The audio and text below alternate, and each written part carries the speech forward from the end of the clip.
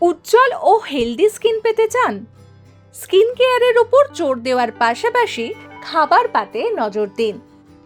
Tomato, mosambi লেবু, পালং শাকের মতো অ্যান্টিঅক্সিডেন্টে ভরপুর খাবার খান।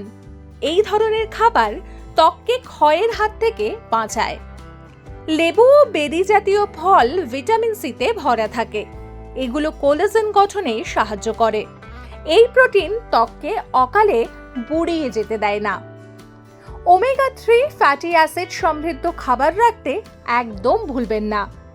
চিয়া সিড, আমন্ড, ফ্যাটি ফিশের মতো খাবার ত্বককে হাইড্রেট রাখে এবং ত্বকে প্রদাহ কমায়।